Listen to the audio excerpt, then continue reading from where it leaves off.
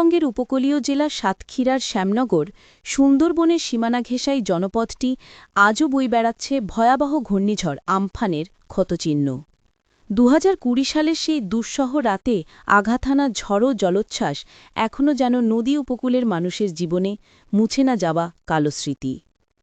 বিস্তারিত খুলনা বিভাগীয় প্রধান মোহাম্মদ জামাল উদ্দিনের পাঠানো ভিডিও প্রতিবেদনে। প্রধানমন্ত্রীকে আমরা দৃষ্টি আকর্ষণ করে বলতে চাই যে আমাদের দীর্ঘমেয়াদী ভেড়িবাঁধ যাতে হয়, এই ভেড়িবাঁধ আমাদের কোনো আজকে ইসের দরকার না, আমাদের গ্রামের দরকার না, আমাদের আজকে বাড়ির দরকার না, আমাদের ভেড়িবাঁধ হলে আমরা নিজেরা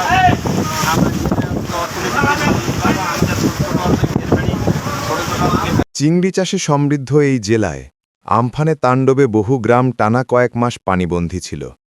নদীর পাড় ভেঙে ভেঙে গ্রাস করেছিল ঘরবাড়ি, ফসলি জমি আর গ্রামীণ অবকাঠামো।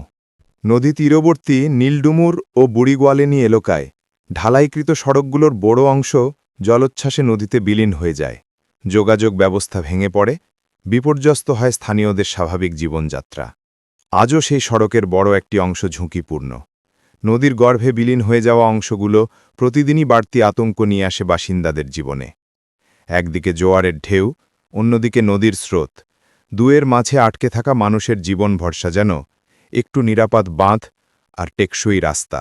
এমনই বিপদসংকুল মুহূর্তে ভয়ভীতি উপেক্ষা করে দুর্যোগের মধ্যেই ভেঙে পড়া স্থাপনা পরিদর্শনে যান স্থানীয় জনপ্রতিনিধি সাবেক ইউপি সদস্য আব্দুল জলিল।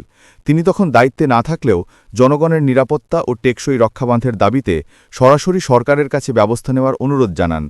এটা শুধু একটা রাস্তা বা বাঁধের ক্ষতি নয়, এটা উপকূলীয় মানুষের টিকে থাকার প্রশ্ন।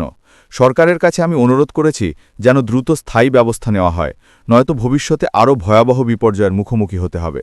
স্থানীয়রা বলছেন, আমফান পরবর্তী পুনর্বাসনের কিছু কার্যক্রম হলেও এখনও বহু এলাকা নতুন ঝড় বা জলোচ্ছ্বাসে মারাত্মক ঝুঁকিতে রয়েছে। বিশেষ করে নীলডুমুর বাজার সংলগ্ন ঢালাই রাস্তা ও বুড়িগোয়ালিনীর নদীপাড়, যেখানে প্রতিদিনই বাড়ছে ভাঙনের গভীরতা। বিশেষজ্ঞদের মতে উপকূল জুড়ে টেকসই বেড়িবাঁধ, সড়ক উন্নয়ন, স্লুইস গেট সংস্কার ও নদীর প্রবাহ নিয়ন্ত্রণ ছাড়া ভবিষ্যতে এমন দুর্যোগ মোকাবিলা করা কঠিন হবে। একই সঙ্গে স্থানীয়দের দাবি, উপকূলীয় জনগোষ্ঠীকে রক্ষায় দীর্ঘমেয়াদী পরিকল্পনা ও দ্রুত বাস্তবায়নমূলক পদক্ষেপ এখন সময়ের দাবি। প্রায় ৫ বছর পেরিয়ে গেলেও আমফানের ক্ষতচিহ্ন মনে করিয়ে দেয় উপকূলের মানুষ এখনও নিরাপদ নয়।